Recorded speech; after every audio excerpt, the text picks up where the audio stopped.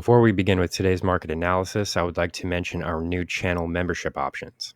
This is a special introductory offer which will open access to members-only trading strategy videos that are based on high-value, high-conviction investment strategies and are characterized by superior risk-to-reward metrics that target massive, market-beating returns over time. Please note, this is a limited time offering of just $9.99 per month, but members that sign up during this introductory period will be able to lock in this new low rate for the entire duration of the membership. Again, this early sign-up period will allow you to lock in this low introductory membership rate for life, and these new low introductory rates will only be made available for a limited time. Monthly membership prices will be going up after this short introductory period ends. With these comprehensive, members-only trading strategies, I only choose high-quality, high-conviction stocks that are easily accessible, with relatively low share price values that are designed for easy trade positioning, and combined long-term trading gains are expected to far outperform the monthly membership rate of just $9.99 per month. Join now to lock in your low introductory rate and start trading stocks with the pros. Now back to the video. Here we have the hourly price chart for AMC Entertainment Holdings Incorporated, stock ticker AMC.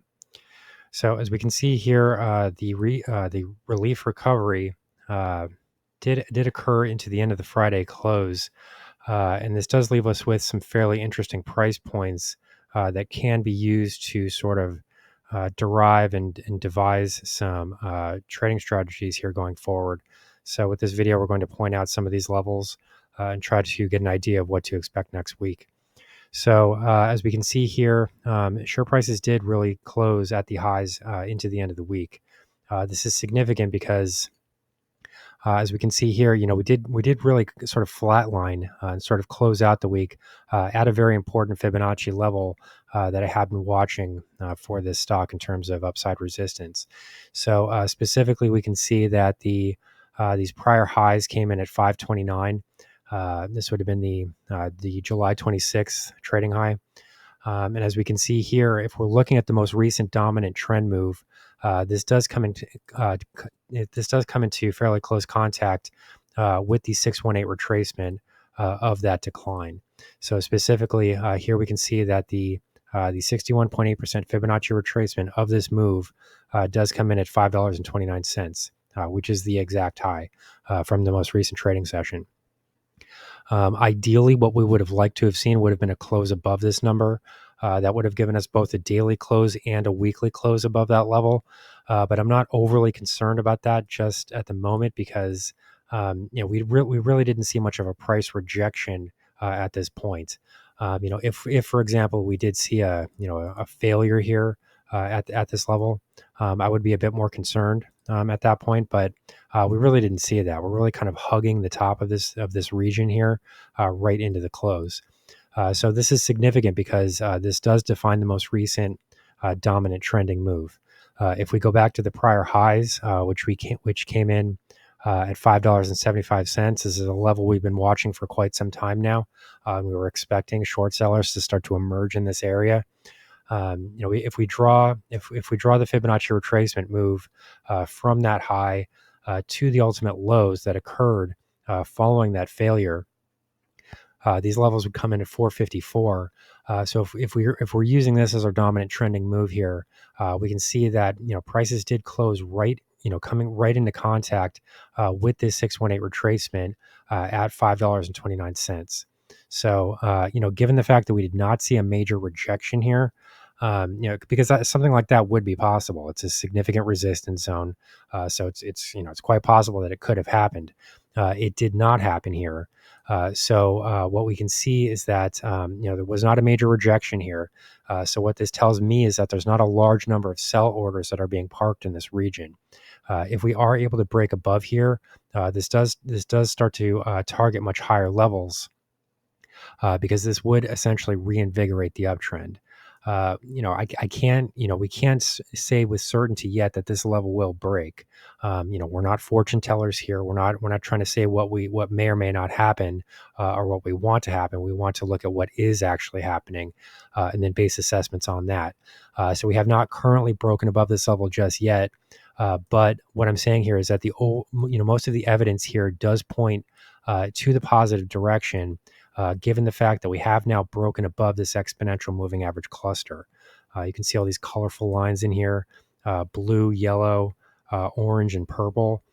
These are the various moving average lines, and these are important moving averages because this is the hourly chart.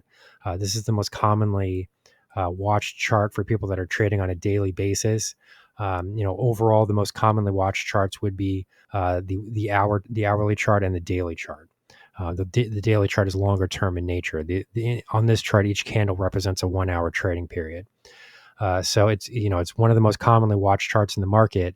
And what that really means is that the moving averages on this chart are some of the most commonly watched moving averages in the market.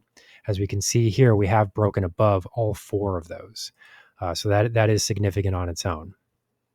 Sort of a bullish event on its own. And then in addition to that, what you have here is a break above the relative strength index reading for the hourly time frame.